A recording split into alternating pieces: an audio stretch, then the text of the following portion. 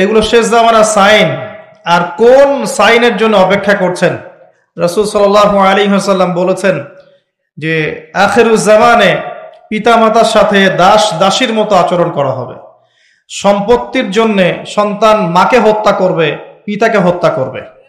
সম্পত্তির জন্য ভাই ভাইকে হত্যা করবে, প্রতিবেশীকে হত্যা করবে। এগুলো সব আখিরুজ জামানের নিদর্শন। আর কোন নিদর্শনের জন্য অপেক্ষা করছেন? নবী করিম সাল্লাল্লাহু আলাইহি ওয়াসাল্লাম বলেছেন শেষ জামানায় মেয়েরা কাপড় পরবে, তারপরেও নগ্ন থাকবে। আর কোন নিদর্শনের জন্য অপেক্ষা করছেন? নবী সাল্লাল্লাহু আলাইহি ওয়াসাল্লাম বলেছেন ওয়ান তারাল হুফাতাল উরাতাল আলাতা রিয়া আশ-শা'i ইয়াতাতাওয়ালুনা ফিল বুনয়ান। কিয়ামতের অন্যতম আলামত বা সাইন হচ্ছে সমাজের সবচেয়ে নিম্ন শ্রেণীর মানুষেরা, যাদের পায়ে স্যান্ডেল ছিল না, গায়ে জামা ছিল না, এই শ্রেণীর মানুষেরা উঁচু উঁচু অট্টালিকা নির্মাণের প্রতিযোগিতা করবে। ফান্তাজিরিস সাআহ, তখন কিয়ামতের অপেক্ষা করো। বিগত 300 বছরের বিশ্বের দিকে তাকিয়ে দেখবেন, যাদের এক সময় গায়ের জামা ছিল না, তারা আজকে 100-200 তলা বিল্ডিং করেছে। প্রতিটা সেক্টরেই, ব্যক্তিগত জীবনে এমন হয়েছে, পারিবারিকভাবে হয়েছে, সামাজিকভাবে হয়েছে, ওয়ার্ল্ড অ্যাফেয়ার্সের ক্ষেত্রেও হয়েছে।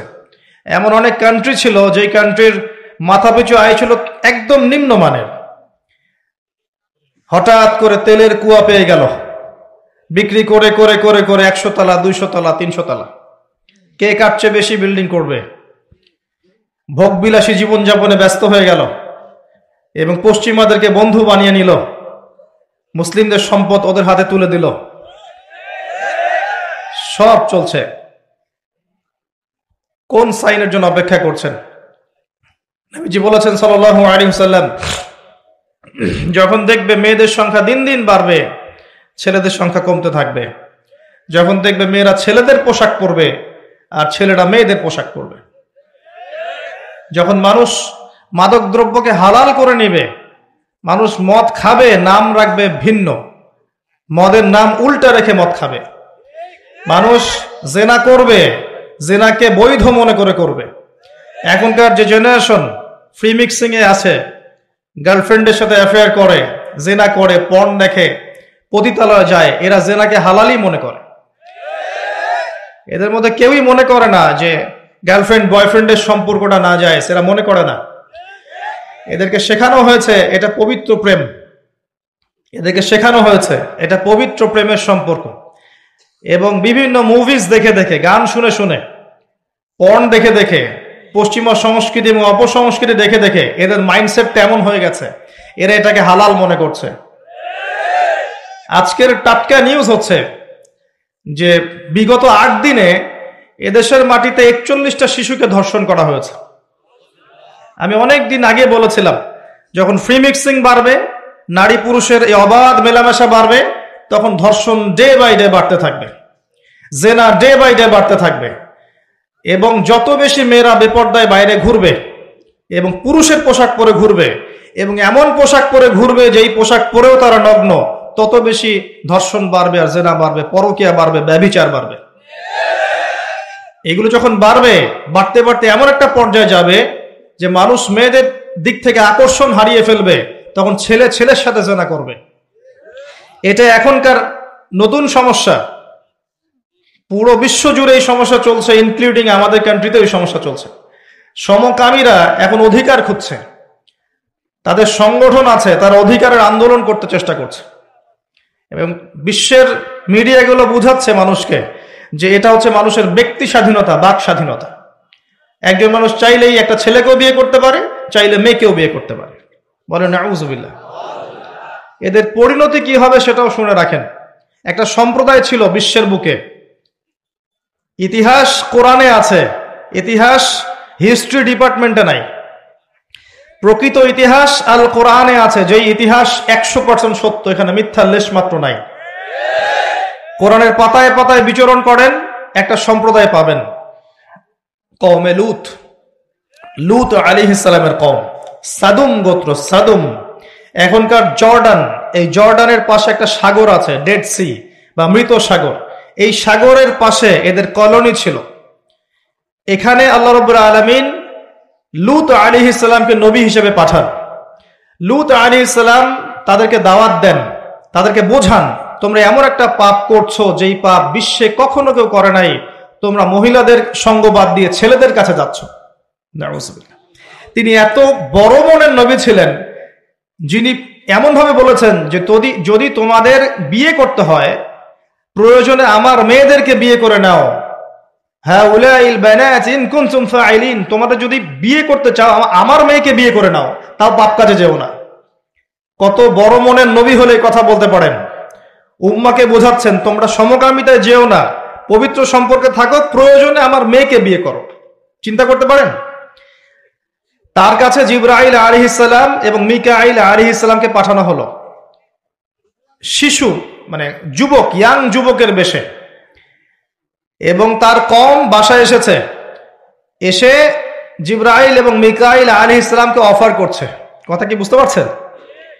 লূত আলাইহিস সালাম বলছেন মেহমানদের সামনে আমাকে ছোট করো না, মেহমানদের সামনে আমাকে অপমান করো না, অপদস্থ করো না।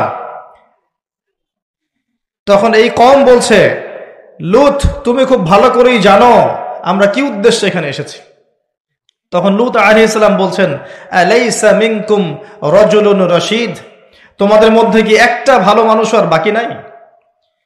এরপরে আল্লাহ রাব্বুল আলামিন জিবরাইল এবং মিকাইল আলাইহিস সালামের মাধ্যমে এই পুরো কওমটাকে, জমিনটাকে মাটি থেকে তুলে আকাশে নিয়ে গিয়ে, মহাকাশে নিয়ে গিয়ে পাথর বর্ষণ করে সবগুলোকে থেতলা করে একদম উল্টায় দিলেন জর্ডানের উপরে।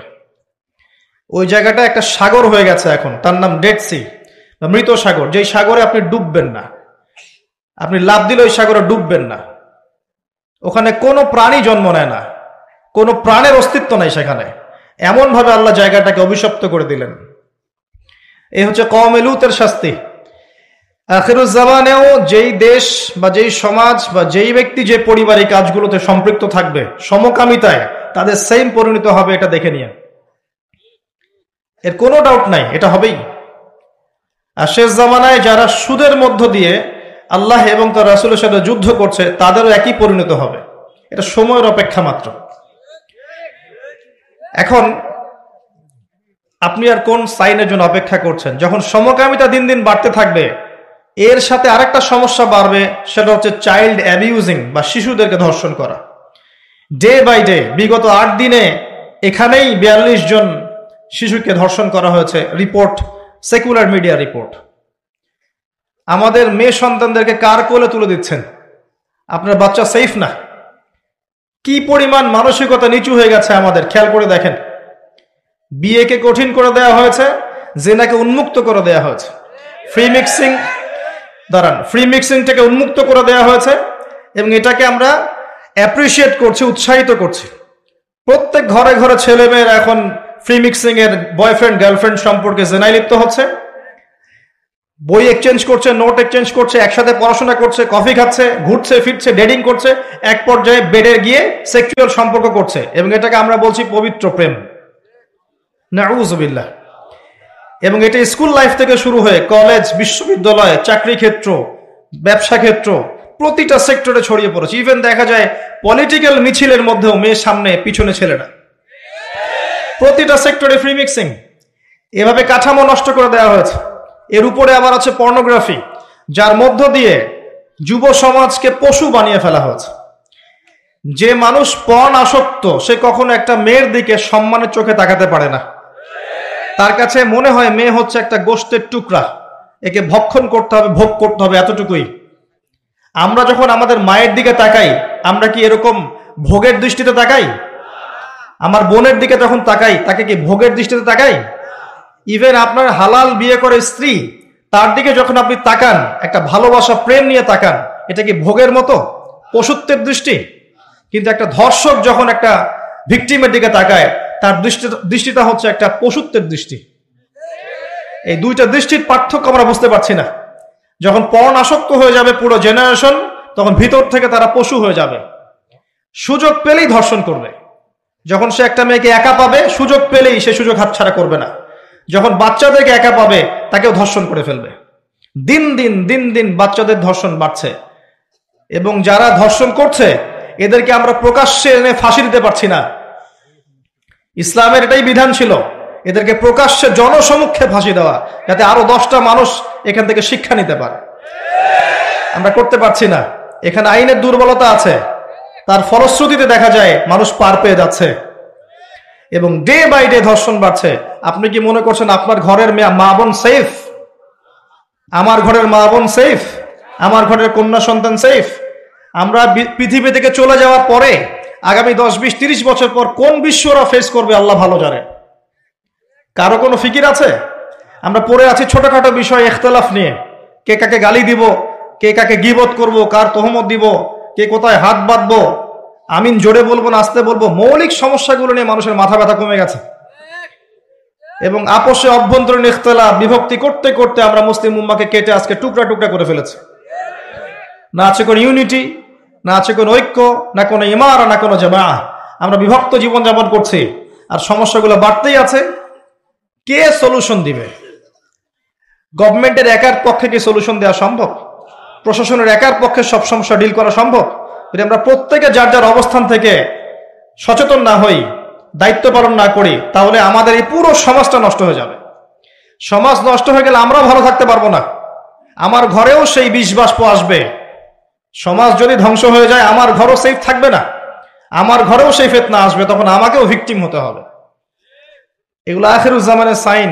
ডে বাই ডে রেপ বাড়বে, দেখবেন চাইল্ড অ্যাবিউজিং বাড়ছে। আমি আপনাকে এর পরের লেভেলটাও বলে দিচ্ছি, মিলিয়ে নিয়ে আজ থেকে 5-10 বছর পরে ইনশাআল্লাহ তাআলা যে মানুষগুলো বাহ্যিক জ্ঞান এবং অভ্যন্তরীণ জ্ঞানকে কাজে লাগিয়ে আল্লাহর নূর দিয়ে পৃথিবীটাকে দেখবে, তারা আপনাকে আগামী দিন সম্পর্কে কিছুটা হলেও সতর্ক করতে পারবে ইনশাআল্লাহ। আর আমি অনেকদিন বলেছি, বাহ্যিক নলেজ আপনি বই পড়ে পেতে পারেন, আলেম ওলামার সোহবতে গিয়ে পড়তে পারেন, কনস্ট্রাকটিভ সিলেবাসে পড়াশোনা করলে করতে পারেন, কিন্তু ইন্টারনাল নলেজ আল্লাহর পক্ষ থেকে আসে। যখন আসবে, কখন আসবে? যখন আপনার কলবের মধ্যে আল্লাহর নূর থাকবে। নূর কখন থাকবে?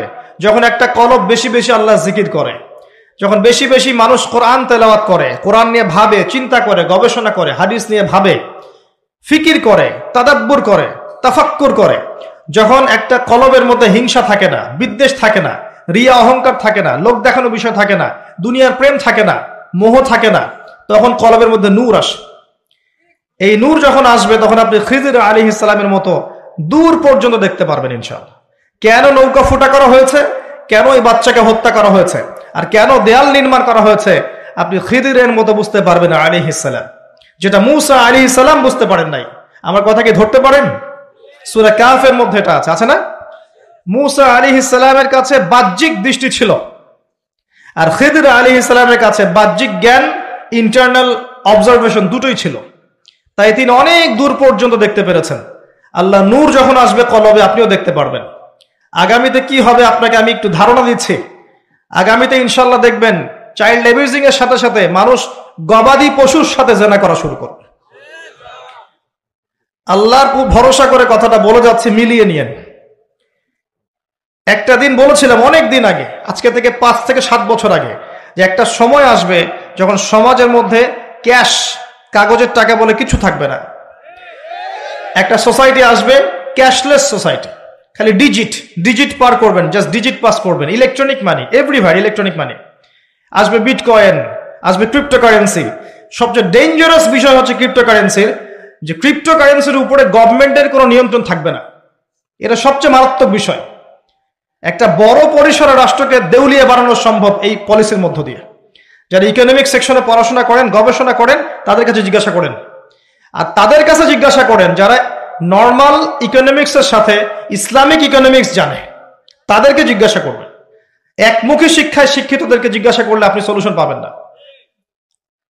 বাংলাদেশে সবচেয়ে ভালো বিষয় হচ্ছে, মেবি 2006 বা 2012 বা 14 সালটা আমার ঠিক মনে নাই, এই ক্রিপ্টোকারেন্সির ইউজিংটাকে বাংলাদেশ গভর্নমেন্ট হারাম করেছিল এবং অনেক দূরদর্শিতার পরিচয় দিয়েছেন এখানে। আমি ধন্যবাদ জানি তাদেরকে।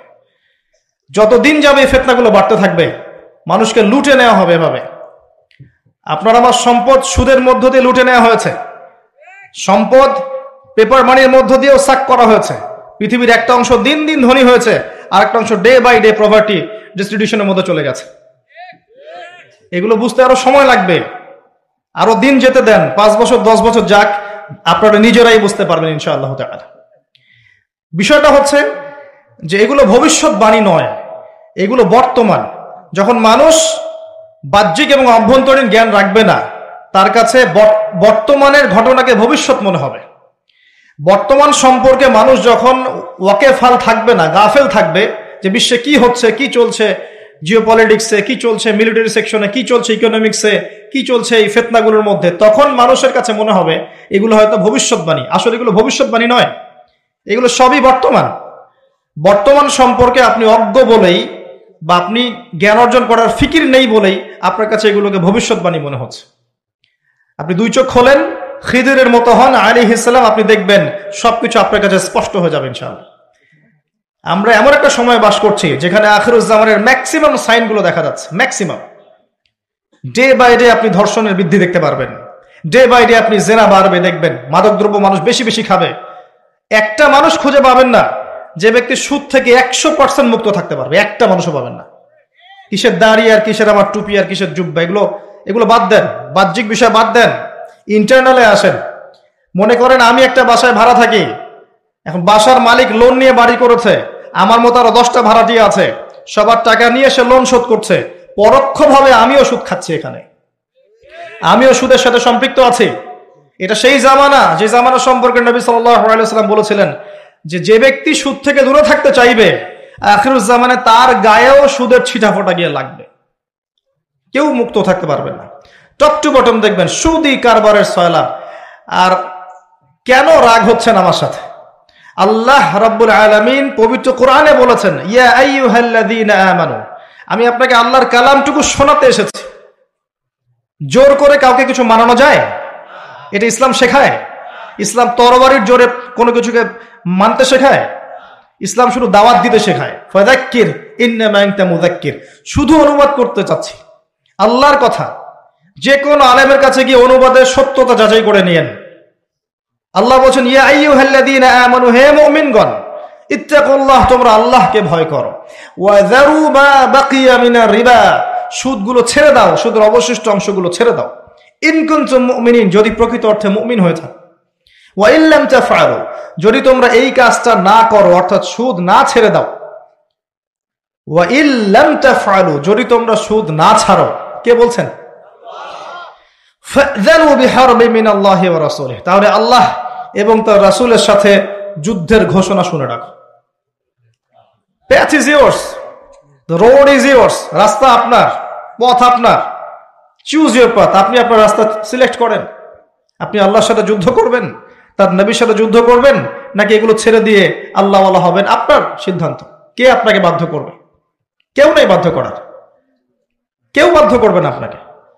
এটা আপনি ফিকির করবেন। সারা জীবন যে হারাম রিজিকটা আপনি খাচ্ছেন, এইটা দিয়ে কি আপনার হজটা কবুল হবে কিনা, এটা দিয়ে আপনার উমরাটা কবুল হবে কিনা, এই টাকায় যখন সন্তান সন্ততি বড় হবে এরাও আল্লাহওয়ালা হবে কিনা, আপনি ফিকির করেন।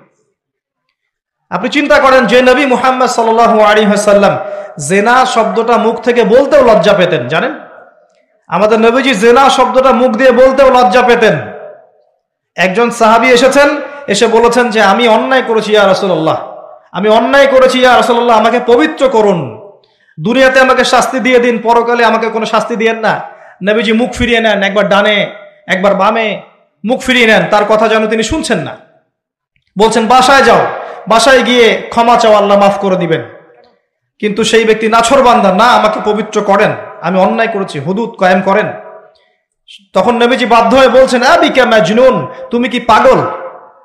তখন সেই ব্যক্তি বলছেন, না ইয়া রাসূলুল্লাহ, আমি পাগল নই, আমি অন্যায় করেছি, আমাকে পবিত্র করেন। কি তাড়না, যাতে আল্লাহর কাছে তাকে পরকালে শাস্তি পেতে না হয়, দুনিয়াতে শাস্তি দিয়ে দেন। কি তাড়না! এরকম মানুষ আছে এখন? চিন্তা করেন। তখন নবীজি বলছেন, এই কথাটা শোনেন, নবী সাল্লাল্লাহু আলাইহি ওয়াসাল্লাম বলছেন, তুমি কি করেছো? তুমি কি এমন কাজ করেছো? লিসেন, তুমি কি এমন কাজ করেছো? সুরমা দানি থেকে সুরমা বের করার সময় আমরা যেভাবে বের করি, তুমি কি এমন কিছু করেছো? আমি কি বুঝাতে পারছি? এখানে সবাই অ্যাডাল্ট, ব্যাখ্যা করার প্রয়োজন আছে? সুরমা দানি থেকে সুরমা বের করার জন্য আমরা যা করি, তুমি কি তেমন কিছু করেছো? খেয়াল করে দেখেন, প্রিয় নবী সাল্লাল্লাহু আলাইহি ওয়াসাল্লাম মুখে জেনা শব্দটা বলছেনও না, বলতেও চাচ্ছেন না। তো উচ্চ মানের ভদ্র মানুষ সুবহানাল্লাহ সাল্লাল্লাহু আলাইহি ওয়াসাল্লাম। সেই নবীর একটা কথা আপনাকে শোনাই। সেই নবীজি বলেছেন সহিহ বুখারীর হাদিসে যে সুদের পাপের ৭৩টা শাখা আছে, যার সবচেয়ে নিম্ন শাখা নিজের মায়ের সাথে জেনা করা। আমি কিভাবে আপনাকে বুঝাবো যে এটা তিনি কত বড় পাপ বলেছেন? কাদের জন্যে? স্ত্রীর জন্যে? স্ত্রীর জন্য খাচ্ছেন? সন্তানের জন্য খাচ্ছেন? পরবর্তী প্রজন্ম মানুষ করার জন্য বা দুনিয়ার স্বার্থে? বিশ্বাস করেন, ওয়াল্লাহি আল্লাহর কসম করে বলছি, বিশ্বাস করেন, আপনার ইন্তেকালের পরে 40 দিন সময় লাগবে না এদের আপনাকে ভুলে যেতে। ওয়াল্লাহি আল্লাহর কসম করে বলছি, এই মানুষগুলোর কেউই আপনার প্রকৃত অর্থে আপন নন। আপনার অবস্থানকে তারা ভালোবাসে, আপনাকে তারা ভালোবাসে না। আপনাকে শুধু আপনার রব আল্লাহ ভালোবাসেন। আপনি তার উপর তাওয়াক্কুল করে হারাম ছেড়ে দেন, আপনাকে আল্লাহ পাক বেহিসাব রিজিক দেবে ইনশাআল্লাহ, ইনশাআল্লাহ তাআলা। মানুষ মানুষের অবস্থানকে মূল্যায়ন করে, আপনার পরে তার আপনাকে মনে রাখবে না। আপনি আমি যদি আজকে পৃথিবীতে নাও থাকতাম, আজকে যদি আমরা পৃথিবীতে নাও থাকতাম, পৃথিবীর ঘূর্ণন কমে যেত না। পৃথিবী ঘুরতই, রাত হতো, দিন আসতই, আমাদের স্ত্রী সন্তানরা বেঁচে থাকতো, মা বোনরা বেঁচে থাকতো, সবাই যার যার জায়গায় ঠিকই থাকতো, আমরাই থাকতাম না। এটাই বাস্তবতা, এটাই দুনিয়ার নির্মম বাস্তবতা। তাহলে এই দুনিয়ার সংক্ষিপ্ত জীবনে কাদের কথা চিন্তা করে আপনি আল্লাহর অবাধ্যতা করছেন? কাদের কথা চিন্তা করে? স্ত্রী সন্তান পরিবার পরিজন ছেড়ে দেন, আল্লাহর ওয়াস্তে হারাম ছেড়ে দেন, হালালে চলে আসে। আমরা ইসলাম নিয়ে অনেক বড় বড় কথা বলি, কিন্তু সবচেয়ে বড় কথাটা হচ্ছে এই আয়াতটা যেটা আমি তেলাওয়াত করতে যাচ্ছি। ইয়া আইয়ুহাল্লাযীনা আমানু, হে মুমিনগণ, আলাইকুম আনফুসাকুম, তোমরা নিজেরা আগে নিজেদের নফসটাকে ঠিক করো। নিজেরা ভালো হও, পরের দিকে আঙ্গুল পরে উঠাও। নিজেরা ঠিক হও। নিজে আগে জ্ঞান অর্জন করি, নিজে আগে আমল করি, নিজে আগে হালাল খাই, নিজে পরিবার ঠিক করি, নিজে আমি দ্বীন ইসলামের জন্য ক্ষুদ্র পরিসরে কিছু করার চেষ্টা করি, অন্যের ভুলের দিকে আঙ্গুল পরে উঠাই। দেখবেন ইনশাআল্লাহ প্রত্যেকে যদি নিজের ফিকির করি, আস্তে আস্তে সমাজ ঠিক হয়ে যাবে ইনশাআল্লাহ। নিজে ঠিক না হলে কিচ্ছু ঠিক হবে না। আর নিজে ঠিক না হয়ে মানুষকে ঠিক করতে যাওয়া ঠিক নয়। একটা বাতি যখন জ্বলবে, একটা বাতি থেকে আরো অনেক বাতি জ্বলবে ইনশাআল্লাহ। আল্লাহ পাক আমাদের সবাইকে হালাল রিজিক অন্বেষণ করার তৌফিক এনায়েত করুন, আমিন। যাদের হালাল রিজিকের সমস্যা আছে, আল্লাহ পাক যেন বেহিসাব রিজিকের ব্যবস্থা করে দেন, আমিন। এগুলো আখির জামানের সাইন। আপনি কোন সাইনের জন্য অপেক্ষা করছেন? বেশি থেকে বেশি মানুষকে হত্যা করা হবে আখির জামানে, বেশি থেকে বেশি। শুধু প্রথম বিশ্বযুদ্ধের ইতিহাস পড়ে দেখেন, কত কোটি মানুষকে হত্যা করা হয়েছে। দ্বিতীয় বিশ্বযুদ্ধের ইতিহাস পড়ে দেখেন, তার চেয়ে বেশি মানুষকে হত্যা করা হয়েছে। আর সামনে তো আসতে যাচ্ছে নিউক্লিয়ার ওয়ার। সামনে আল্লাহু আ'লাম কত বছর বাকি আছে। বিশ্বের পররাষ্ট্রনীতি যারা বোঝে, মিলিটারি সায়েন্স যারা বোঝে, পলিটিক্স যারা বোঝে, তারাও আজকে একমত যে বিশ্ব একটা তৃতীয় বিশ্বযুদ্ধের মুখে দাঁড়িয়ে আছে। যে কোনো সময় ম্যাসাকার অবস্থা হয়ে যেতে পারে। আমরা চাই না হোক, আমরা কখনো চাইবো না এটা হোক, কারণ হলে পরে বিশ্ববাসী আর এই পৃথিবীটা পাবে না। হলে পরে বিশ্ববাসী আর এই পৃথিবী পাবে না। তবে দুটো হাদিস না বললে আমানতের হক আদায় হবে না। নবী সাল্লাল্লাহু আলাইহি ওয়াসাল্লাম বলেছেন, নবী সাল্লাল্লাহু আলাইহি ওয়াসাল্লাম বলেছেন, ইউফ্রেটিস নদী অচিরেই তার সোনা বের করে দিবে। কোথায় ইউফ্রেটিস নদী? কোথায়? ইরাক। ফোরাত, ফোরাত, ইউফ্রেটিস অচিরেই তার সোনা বের করে দিবে। আজ পর্যন্ত কি দিয়েছে? তার মানে এটা সামনে, নাকি এটা নিয়ে আর বলার দরকার নাই? কিছু মানুষের বক্তব্য এমন, এগুলো হাদিসের পাতায় আছে, থাক, এগুলো নিয়ে পড়াশোনা করার দরকার নেই। তাহলে এগুলো কি করব? ধুবর পানি খাবো? পানিতে ভিজাবর পানি খাবো? ইউফ্রেটিস তার স্বর্ণের পাহাড় বের করে দিবে। নবী সাল্লাল্লাহু আলাইহি ওয়াসাল্লাম বলছেন, এই সোনাকে কেন্দ্র করে 80টা দেশ একত্রে যুদ্ধ লিপ্ত হবে। কতটা দেশ? 80টা দেশ, 80টা ফ্ল্যাগ, 80টা পতাকা বলেছেন। পতাকা এখন কোথায় দেখতে পারবেন আপনি? 80টা আলাদা আলাদা রাষ্ট্র। নবীজি বলেছেন, এখানে প্রত্যেক 100 জনের মধ্যে, এই যুদ্ধে যারা অংশ নেবে তাদের প্রতি 100 জনের মধ্যে 99 জন মানুষ মারা যাবে। বিশ্ব কি এমন কোন যুদ্ধ এখনো দেখেছে যেখানে 99% মানুষ মারা গেছে? আর আপনাকে এটা বোঝার জন্য পিএইচডি করতে হবে না যে ঢাল তলোয়ারের যুদ্ধ হলে বা AK-47 এর যুদ্ধ হলে কখনো কি 99% মানুষ মারা যাবে? নিঃসন্দেহে এমন কোন অস্ত্র সেখানে থাকতে হবে যেটা পড়লে ম্যাসাকার হয়ে যাবে, যেটাকে আমরা বলি থার্মোনিউক্লিয়ার ওয়েপেন্স অথবা নিউক্লিয়ার ওয়েপেন্স। এমন কিছু থাকতে পারে। আর বিশ্বের এখন পরাশক্তিগুলোর হাতে এগুলো আছে। যদি একজন ছুড়ে দেয়, অন্য পরাশক্তি কি বসে থাকবে? সুবহানাল্লাহ। আর মাহফিলের মধ্যে অনেক ডিটেলস ওয়ার্ল্ড অ্যাফেয়ার্সের কথা বলা যায় না। এই জন্যে আমি অনেক দিন বলেছি আমি যতটুকু জানি আমি তার 30-40% কখনো বলতে পারি নাই। আমি যতটুকু জানি আলহামদুলিল্লাহ এর 30 থেকে 40% আমি কখনো বলতে পারিনি। আর এই ভয়েও বলি না যে আমি যা বলেছি তার মধ্যে এখন মনে হয় 50-60-70% আমি আমল করতে পারছি না। এই ভয়ে আমি কথা বলতে চাচ্ছি না। কথা কি বুঝতে পারছেন? মানুষ সেটাই বলবে যা সে আমল করবে। কঠিন একটা সিচুয়েশন।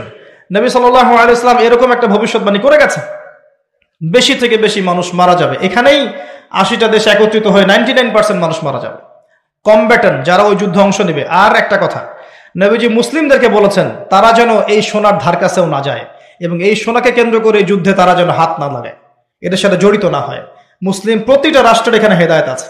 মুসলিমরা যেন এদের সাথে যুক্ত না হয়। সিম্পল, মুসলিমরা আলাদা থাকবে, পৃথক। ওরা মারামারি করে মারা যায় জানতে। একটা দেশ অস্ট্রিয়া হাঙ্গেরি, ওখানে রাজপুত্র হাঁটছে, তার স্ত্রী পাশে, হঠাৎ করে গুলি আসলো, তারা ডেড। এখন অস্ট্রিয়া হাঙ্গেরি 14 দিন সময় দিয়েছে, হত্যাকারীকে খুঁজে বের করতে হবে, না পারলে পাশের রাষ্ট্রকে আক্রমণ করব। পাশের রাষ্ট্রকে তার আক্রমণ করে দিল। এটা 1914 সালের দিকে ঘটনা, সামার অফ 1914, জুন জুলাই মাসের দিকে ঘটনা, 1914 দিকে ঘটনা। তারপরে কি হলো শোনেন, পাশের রাষ্ট্রকে আক্রমণ করা হলো। পাশের রাষ্ট্রের বন্ধু রাষ্ট্র ছিল রাশিয়া। পাশের রাষ্ট্রটার বন্ধু রাষ্ট্র রাশিয়া। রাশিয়া বলছে আমার বন্ধুকে আঘাত করলে আমি কিন্তু চুপ থাকবো না। কথা বুঝতে পারছেন? এবার অস্ট্রিয়া হাঙ্গেরির বন্ধু হচ্ছে জার্মানি, সে বলছে আমার বন্ধুকে আঘাত করলে আমিও চুপ থাকবো না। এবার ফ্রান্স বলছে রাশিয়া আমার বন্ধু, অতএব আমিও চুপ থাকবো না। Germany, Austria Hungary, Russia, France যুদ্ধ লেগে গেল। তারপরে যুদ্ধ যোগ দিচ্ছে ব্রিটেন, তারপরে আসছে আমেরিকা, তারপরে মাঝখান থেকে বেলজিয়াম। অনেক ঘটনা, একটা ঘটনাকে কেন্দ্র করে, একটা অনলি ওয়ান। 5-6 বছর যুদ্ধ হলো, যুদ্ধের শেষে দেখা গেল যে 2-4 কোটি মানুষ মরে শেষ। এই আখিরুজ্জামান। এটা প্রথম বিশ্বযুদ্ধের হিস্ট্রি পড়ে দেখেন। এভাবে সেকেন্ড ওয়ার্ল্ড ওয়ারটা পড়েন। নবীজি এটা বলে গেছেন 1400 বছর আগে যে আখিরুজ্জামানে হারাজ বেড়ে যাবে। হারাজ, হারাজ মানে হত্যাকাণ্ড।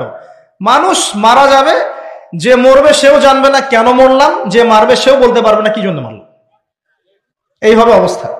নবীজি এমন ভাবে বলেছেন যে সন্তান বাবাকে হত্যা করবে, সন্তান বাবাকে হত্যা করবে, সন্তান মাকে হত্যা করবে, ভাই ভাইকে হত্যা করবে, প্রতিবেশীকে হত্যা করবে। বিনা অপরাধে মানুষকে মেরে ফেলা হবে। এখন কোন সাইনের অপেক্ষা করছে? কিসের অপেক্ষা করছে?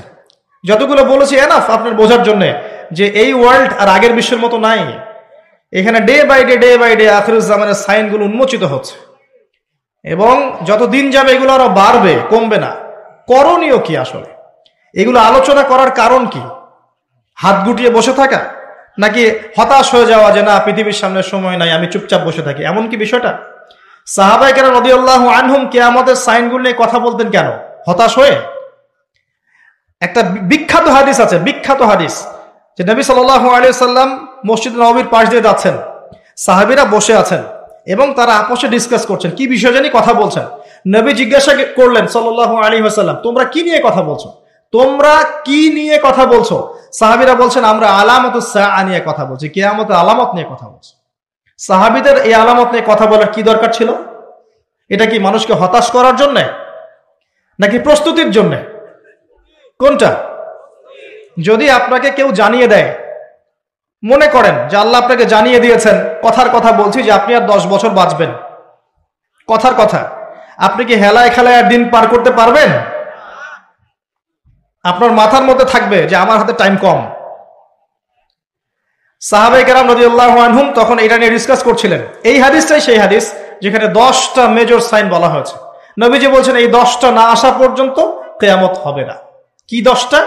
1 নম্বরে বলা হয়েছে যে দাজ্জাল, তারপরে বলা হয়েছে ঈসা ইবনে মারইয়ামের আগমন, তারপর ইয়াজুজ মাজুজ, দাব্বাতুল আরদ, 3টা ভূমিকম্প, এভাবে নবী সাল্লাল্লাহু আলাইহি ওয়াসাল্লাম 10টার কথা বলেছেন। হাদিসটা পড়ে দেখেন।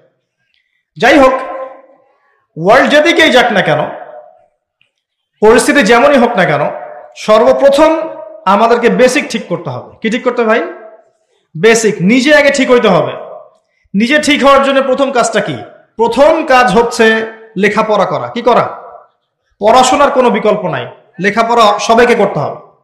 এবং এই লেখাপড়াটা আল্লাহ রাসূল সাল্লাল্লাহু আলাইহি ওয়াসাল্লাম সবার জন্য ফরজের কথা বলেছেন, বলেন নাই? তালাবুল ইলমি ফরিদা আলা কুল্লি মুসলিম, প্রত্যেক মুসলিমের উপরেই এটাকে ফরজ করা হয়েছে। কি ফরজ করা হয়েছে? আমাকে মুফতি হতে হবে, মুহাদ্দিস হতে হবে, মুফাসসির হতে হবে, এই লেভেলে যেতে হবে, এটা ফরজ? জি না, ইসলামের বেসিক জিনিসগুলো আপনাকে জানতে হবে, এটা ফরজ। কেন মুসলিম হয়েও জানবে না যে নামাজের আরকান কয়টা, ফরজ ওয়াজিব কি কি, ইমানের পিলার কি কি, আকীদার মূল বিষয়গুলো কি কি, সুন্নত কাকে বলে, বেদআত কাকে বলে, শিরক কাকে বলে, তাওহীদ কাকে বলে, এগুলো মুসলিমরা জানবে না কেন? কেন একজন মুসলিম 30 বছর পড়াশোনা করেও 30টা সূরা মুখস্থ করতে পারবে না? কেন একজন মুসলিম 40 বছর পড়াশোনা করছে 40টা হাদিস মুখস্থ করতে পারছে না? কেন পারবে না? এটা কি শুধু এক শ্রেণীর মানুষের জন্যে, না কোরআন এবং সুন্নাহ সকলের জন্যে? কোরআন এবং সুন্নাহ কি এক শ্রেণীর মানুষের সম্পত্তি, নাকি সবার জন্য উন্মুক্ত? একজন অমুসলিমও কোরআন কারীম পড়ে হেদায়েত পেতে পারে, পারে না? চর্চা না করলে কেমন করে হবে? প্রথম কথা ইলম অর্জন করা। দ্বিতীয় কথা ইলম অনুযায়ী আমল করা। ইলম আছে, আমল নাই, এই ইলমের আসলে কোনো দাম নাই। কথা মনে রাখবেন, ইলম আছে, আমল নাই, এই ইলমের আসলে কোনো দাম নাই। আরেকটা কথা হচ্ছে ইলম আছে কিন্তু ইলমের অহংকার আছে, এটারও কোনো দাম নাই। ইলম আছে, ইলমের অহংকার আছে, এই ইলমেরও কোনো দাম নাই।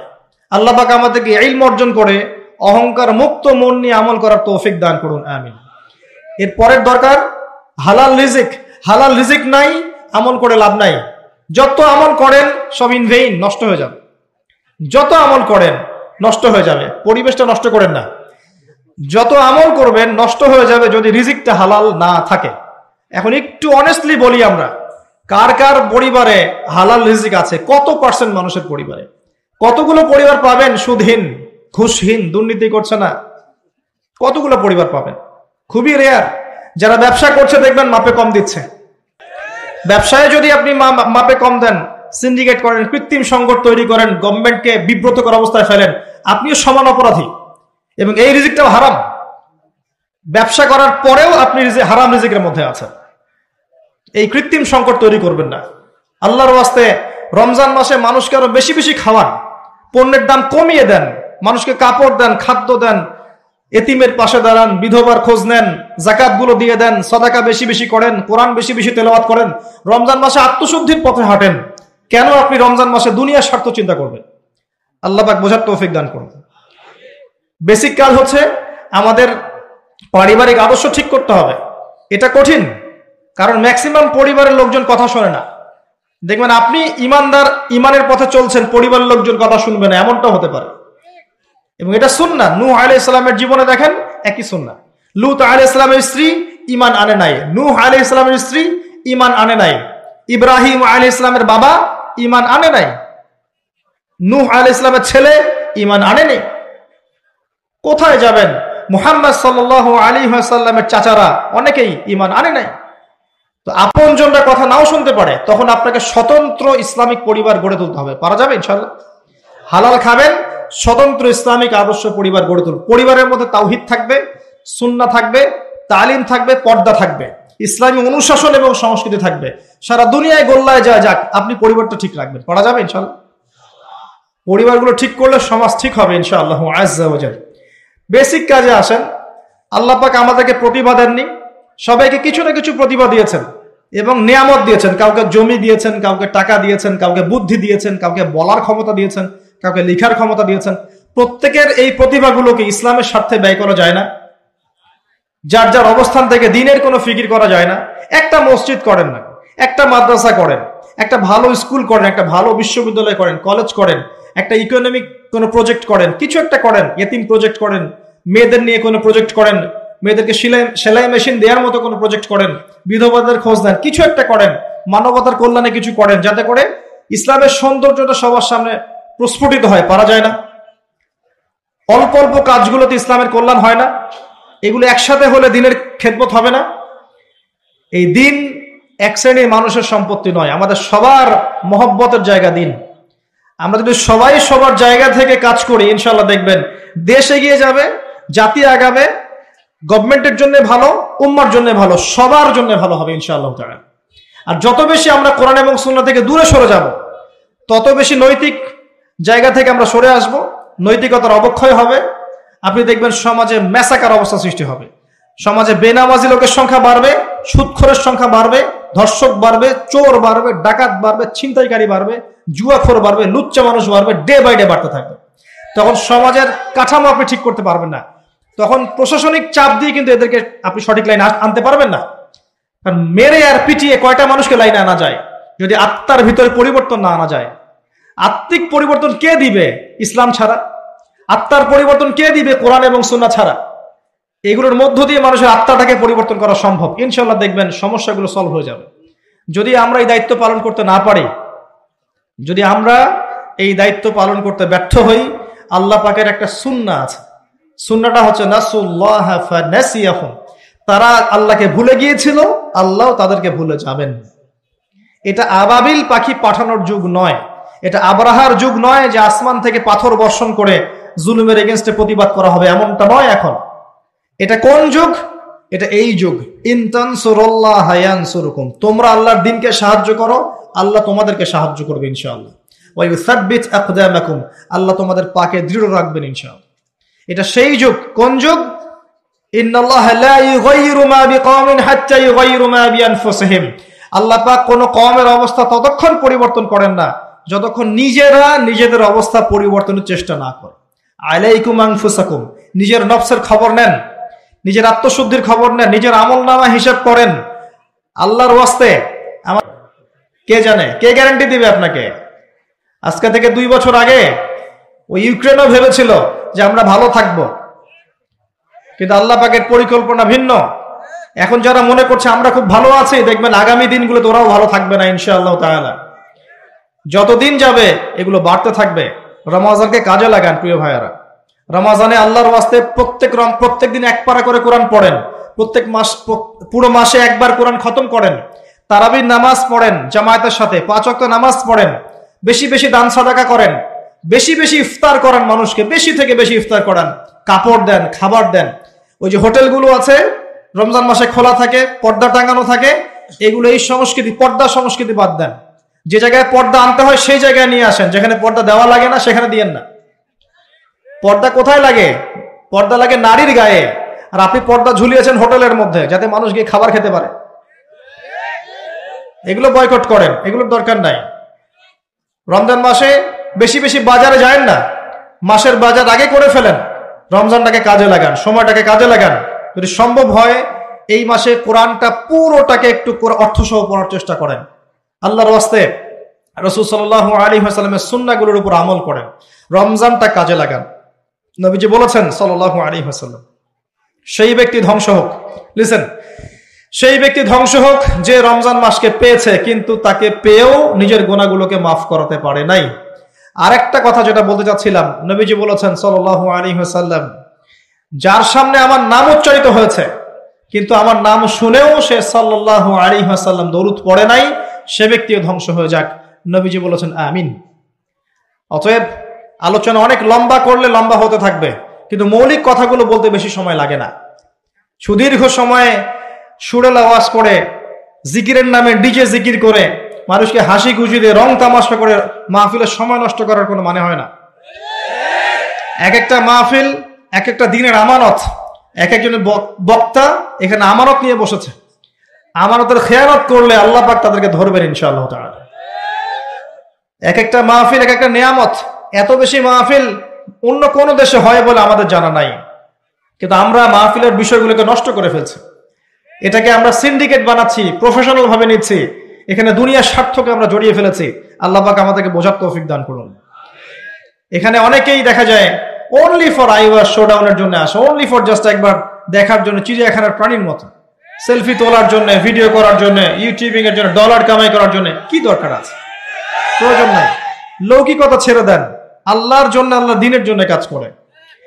আমি অনেকদিন বলেছি, দেখেন বহু মানুষ খ্রিস্টান হচ্ছে, বহু মানুষ কাদিয়ানি হচ্ছে, বহু মানুষ শিয়া হচ্ছে। আপনি কি অনলাইনে জানতে পারেন? পারেন না, কারণ তারা এত শো ডাউন করে না। আমরা মনে হয় এক ওয়াক্ত নামাজ পড়লে 10টা ছবি দিয়ে দিই যে আমি আজকে এক ওয়াক্ত নামাজ পড়েছি।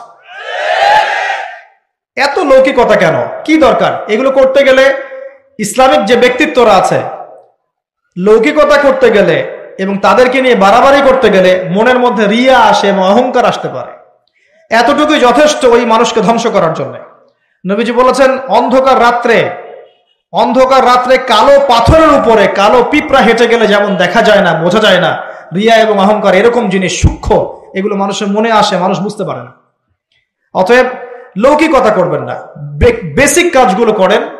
আমার কথা যদি একটু হার্শ মনে হয়, আল্লাহর ওয়াস্তে ক্ষমা করবেন, কিন্তু বাস্তবতা এরকম। এগুলো বাস্তবতা। ইসলাম সেই স্বর্ণযুগে নাই। এখন আমরা একদম বেসিক একটা জায়গায় আছে। এখন ওমর রাদিয়াল্লাহু আনহুর যুগ নয়, আবু বকর সিদ্দিক, উসমান, আলীর যুগ নয়, এমনকি এখন উমাইয়া আব্বাসীয় খেলাফত নয়, উসমানীয় খেলাফত নয়। এখন আমরা এমন একটা জেনারেশনে বাস করছি যে সারা ওয়ার্ল্ডের নেতৃত্ব দিচ্ছে ইসলামের দুশমনরা। এখানে আপনি যদি বেসিক ঠিক না করতে পারেন, 20 তলার স্বপ্ন দেখে লাভ নাই।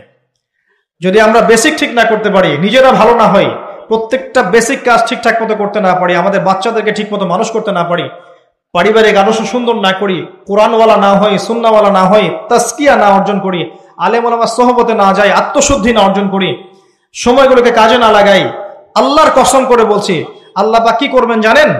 আল্লাহ পাক এটা করবেন, ওয়া ইন তাতাওয়াল্লাউ ইয়াস্তাবদিল কওমান গায়রাকুম। তোমরা মুসলিমরা যদি মুখ ফিরিয়ে নাও, দায়িত্ব পালন না করো, তাহলে আল্লাহ পাক তোমাদেরকে সরিয়ে দিয়ে নতুন কওমকে নিয়ে আসবেন। সুম্মা লা ইয়াকুনু আমসালাকুম, তারা তোমাদের মতো অপদার্থ হবে না। আমরা কি চাই আল্লাহ পাক আমাদের সবাইকে সরিয়ে দেখ এবং এই সুযোগটা আমরা হাতছাড়া করতে চাই? আমরা কি এই জীবনটা কখনো পাবো ফিরে? যে এই 60-70, 50, 60, 70, 100 বছরের জীবন আর কখনো ফিরে আসবে? একটা একটা করে দিন রাত বছর চলে যাচ্ছে, আর কখনো ফিরে আসবে? আসবে না। শয়তান 3টা ধোঁকা দিয়ে থাকে। শয়তান বোঝায় এখন অনেক সময় পড়ে আছে, পরে করে নিও। এই করতে করতে কত মানুষ কবরে চলে গেছে, তার ফিকির নাই। শয়তান বোঝায় এখনই এত তাড়াহুড়ার কি আছে, কেবল যৌবন, বার্ধক্যে গিয়ে ভালো হয়ে যেও। শয়তান এগুলোকে বোঝায়। শয়তান বোঝায় তুমি পারবে না, তোমার দ্বারা হবে না।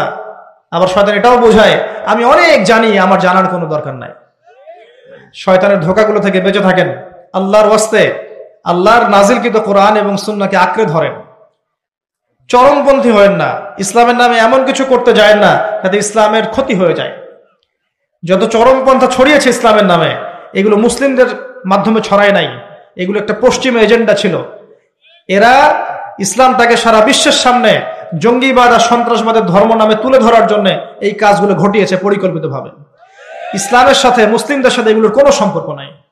আপনি চরমপন্থী হবেন না। এগুলো টোপ যদি কেউ দেয়, সতর্ক থাকবেন, এগুলো পশ্চিমা টোপ, এখানে পা দিবেন না। এবং একই সাথে শৈথিল্যতাবাদীও হয়ে যায় না। গা ছাড়া ঢিলে ঢালা ভাব যে লা ইলাহা ইল্লাল্লাহ বলেছি, বাস জান্নাতে চলে যাব, এখন যা ইচ্ছা তাই করি, এটাও ঠিক নয়। আমাদেরকে মধ্যমপন্থী হতে হবে।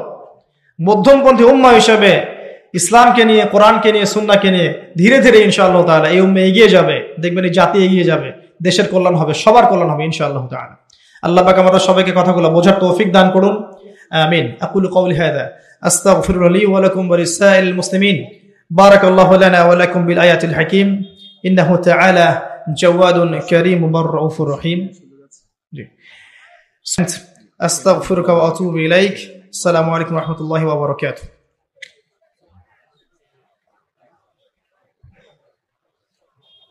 এক ভাই প্রশ্ন করেছেন, যদি কারো কোনো প্রশ্ন থাকে আপনারা করতে পারেন এখানে। যদি আমার জানা থাকে আমি উত্তর দিব, যদি না জানা থাকে আমি বলবো যে আমি জানি না। যাদের কাছে গেলে সঠিক উত্তর পাবেন সেটা রেফার করবো ইনশাআল্লাহ। এক ভাই প্রশ্ন করেছেন যে আমি শারীরিক এবং মানসিক দুই দিক থেকেই দুর্বল, আমি কিভাবে এই জামানায় সফল হব? শারীরিক দিক থেকে শক্তিশালী হওয়ার জন্য অলসতা ত্যাগ করতে হবে এবং নবী সাল্লাল্লাহু আলাইহি ওয়াসাল্লামের সুন্নাহ মাফিক জীবনযাপন করতে হবে। আপনার ঘুম, আপনার ঘুম থেকে ওঠা, আপনার খাওয়া দাওয়া, ওঠা বসা, চলাফেরা সবকিছু নবীর সুন্নাহ মতো হলে আপনি ফিজিক্যালি স্ট্রং হবেন ইনশাআল্লাহ। এর পাশাপাশি ব্যায়াম করবেন, শরীর চর্চা করবেন, কিছু খেলাধুলা করবেন। আমি বলি আপনারা খেলাধুলা করেন, এই জন্য বলি না যে আমি খেলতাম, এই জন্য বলি না। কি জন্য বলেছি? কারণ এখন যুব সমাজ পাবজি নিয়ে ব্যস্ত থাকে। এই যে আপনার ফোনের মধ্যে লুডো খেলে, ফোনের মধ্যে ক্যারাম খেলে, আর কি কি জানি গেমস আছে আমি নাম ঠিক জানি না, ফ্রি ফায়ার, এগুলো নিয়ে ব্যস্ত থাকে, পর্নোগ্রাফি নিয়ে ব্যস্ত থাকে, অশ্লীল মুভিজ দেখে, সিনেমা দেখে। এর চেয়ে ভালো ভাই আপনি 1 ঘন্টা ফুটবল খেলেন না, এর চেয়ে ভালো আপনি ব্যাডমিন্টন খেলেন। ওই আবার চুরি করে লাইন নিয়েন না কারেন্টের, ফুটবল খেলতে গিয়ে আবার নামাজ কাজা করেন না, সতর খুলে দিয়েন না, এগুলো ঠিক রেখে খেলেন। খেলাধুলা করলে নেতৃত্ব দেওয়ার যোগ্যতা অর্জন হয় এবং আপনার ফিজিক্যাল স্ট্রাকচার ভালো হবে। এখনকার জেনারেশন এগুলো করতে চায় না, খালি ঘুমায় আর ফাস্টফুড খায় আর এই যে অনলাইনে পড়ে থাকে, বাস শেষ। বিশ্বাস করেন এই জেনারেশনের যদি আগামীতে প্রশ্ন আসে যে এই জেনারেশনকে দেশের জন্য দাঁড়াতে হবে, আমার মনে হয় না তারা পারবে, আমার মনে হয় না তারা পারবে। কারণ আমরা দিন দিন একটা টিকটক বুদ্ধিভিত্তিক বুদ্ধি প্রতিবন্ধী একটা টিকটক প্রজন্ম তৈরি করছি। এই জেনারেশন কিচ্ছু করতে পারবে না যদি না আমরা ওদেরকে আল্লাহ এবং তার রাসূলের দিকে আনতে পারি। ফিজিক্যালি আপনি সুস্থ থাকার জন্য প্রত্যেকটা কাজ নবী সুন্নাহ মাফিক করার চেষ্টা করেন, আল্লাহ পাক তৌফিক দান করুন। আর মানসিকভাবে আপনি স্ট্রং থাকবেন কখন? যখন আপনার সাথে আল্লাহর সম্পর্ক থাকবে, কোরআনের সম্পর্ক থাকবে, আপনি আল্লাহর জিকির করবেন, কোরআন তেলাওয়াত করবেন, তাসবিহ তাহলিল করবেন, নামাজ আদায় করবেন, আপনি মেন্টালি স্ট্রং থাকবেন ইনশাআল্লাহ। এবং আমি যে বেসিক কাজগুলো কথা বললাম, জ্ঞান অর্জন করেন, আমল করেন, হালাল রিজিকের সোর্সের সন্ধান করেন, বিবাহ শাদী করেন, পরিবার গঠন করেন, পারিবারিক আদর্শ সুন্দর করেন, ইসলামের জন্য আপনার সাধ্যমতো খেদমত করার চেষ্টা করেন, ইনশাআল্লাহ এই জামানাতেও আপনি সফল হতে পারবেন ইনশাআল্লাহ আযজা ওয়া জাল। আল্লাহ পাক বোঝার তৌফিক দান করুন। এক ভাই প্রশ্ন করেছেন যে আপনি কি তথাকথিত পীর মুরিদিতে বিশ্বাস করেন? পীরের মুরিদ হওয়া কি ফরজ? দেখেন, অনেক বড় বড় ওলামায়ে কেরাম আছেন, অনেক বড় বড় ওলামায়ে কেরাম আছেন যারা মানুষকে কাছে ডেকে নিয়ে আত্মশুদ্ধির কাজ করে। আত্মশুদ্ধি কি জিনিস? শুধু বইপত্র পড়লেই মানুষ আত্মশুদ্ধি অর্জন করতে পারে না। আমি কথাটা বোঝার চেষ্টা করেন। শুধু বইপত্র পড়ে মানুষ আত্মশুদ্ধি অর্জন করতে পারে না। জ্ঞানের সাথে আমল যেমন লাগে, তেমনি আমলওয়ালা মানুষের সোহবত লাগে। আমার কথাটা বোঝার চেষ্টা করেন। নবী সাল্লাল্লাহু আলাইহি ওয়াসাল্লাম কি কাগজের মধ্যে কোরআন লিখে দিয়ে বলেছিলেন বাসায় যাও পড়ে ভালো হয়ে যাও? এভাবে কি দিন প্রচার করেছেন? সাহাবায়ে কেরাম রাদিয়াল্লাহু আনহুম তার সাথে থাকতেন, কিভাবে তিনি ওঠেন, কেমন করে বসেন, কেমন করে কথা বলেন, কেমন করে খান, সবকিছু তারা অবজার্ভ করতেন। তাকে দেখে দেখে দেখে দেখে সাহাবায়ে কেরাম রাদিয়াল্লাহু আনহু ইসলাম শিখেছেন। এটার নাম সুহবত। যদি এমন কোনো মানুষ থাকেন এই যুগে, যদি যারা এ ধরনের কাজের সাথে সম্পৃক্ত, যারা আত্মশুদ্ধিওয়ালা মানুষ, আল্লাহ নূরওয়ালা মানুষ, বেদাত করছেন না, শিরিক করছেন না, কোরআন সুন্নাহর অপার জ্ঞান আছে, এই মানুষগুলো সোহবতে গিয়ে দিন শেখার মধ্যে কোনো নিষেধাজ্ঞা নাই, বরং এটা উচিত, এটাই উচিত। না হলে একা একা আপনি বিভ্রান্ত হতে পারেন। কিন্তু এই সিস্টেমটাকে আমরা যে কিছু বেদাতি কাজের সাথে সম্পৃক্ত করে ফেলেছি, এটা ঠিক নয়। আমি এটা সমর্থন করি না। কিন্তু অবশ্যই আত্মশুদ্ধির জন্য, তাজকিয়ার জন্য আল্লাহওয়ালা মানুষের সোহবতের প্রয়োজন আছে, এটা সত্য। আল্লাহ পাক বোঝার তৌফিক দান করুন। আর কি আছে?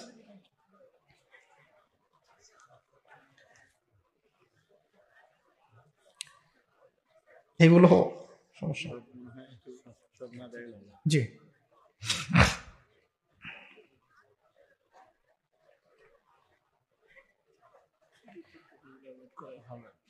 জি, ঠিক আছে। এক ভাই প্রশ্ন করেছেন যে অনেকটা তাকদির সংক্রান্ত প্রশ্ন আসলে, যে মানুষ পাপের কাজ করে, পুণ্যর কাজ করে, এই বিষয়গুলো কেমন, আল্লাহ কেনই বা জান্নাত জাহান্নাম সৃষ্টি করেছেন। আসলে দেখুন ভাই, তাকদীরের বিষয়টা এত জটিল এবং এত উঁচু স্তরের জ্ঞান, যেটা আমাদের ক্ষুদ্র মস্তিষ্কে ধরাটা সম্ভব না।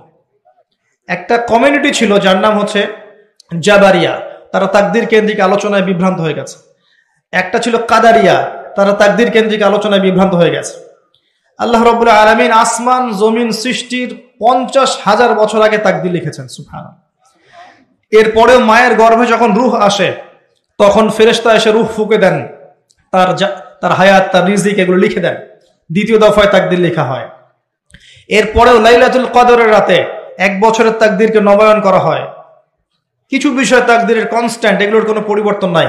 কিছু বিষয় আছে যেগুলো দোয়ার মাধ্যমে, ভালো কাজের মাধ্যমে, ঈমান তাকওয়া ইত্যাদির মধ্য দিয়ে পরিবর্তন করানো সম্ভব। যদি আপনি বেশি বেশি দোয়া করেন, আপনার তাকদির ভালো হবে ইনশাআল্লাহ। বেশি বেশি আত্মীয়তার সম্পর্ক বজায় রাখেন, আপনার রিজিক, হায়াত প্রশস্ত হবে ইনশাআল্লাহ। এগুলো সম্ভব। কিন্তু এগুলোকে নিয়ে জটিল চিন্তায় চলে গিয়ে আল্লাহ কেন সৃষ্টি করলেন আমাকে, কেন জান্নাত, কেন জাহান্নাম, আল্লাহ কোত্থেকে আসলেন, এগুলো চিন্তা করে সময় নষ্ট করার কোনো দরকার নাই। এগুলোর উত্তর যদি খুঁজেও পান, আপনার আদতে কোনো ফায়দা নাই। এতটুকু বলবো, আল্লাহ রাব্বুল আলামিন তার বান্দাকে প্রচন্ড ভালোবাসেন। বান্দাকে প্রচন্ড ভালোবাসেন, বান্দাকে পুরস্কৃত করার জন্য আল্লাহ পাক জান্নাত সৃষ্টি করেছেন। আর বান্দা যখন আল্লাহর সেই ভালোবাসাকে ধিক্কার দিয়ে শয়তানের দাসত্ব করবে, তখন আল্লাহ পাক তাকে জাহান্নামে দিবেন। এটা হচ্ছে ন্যায় বিচার।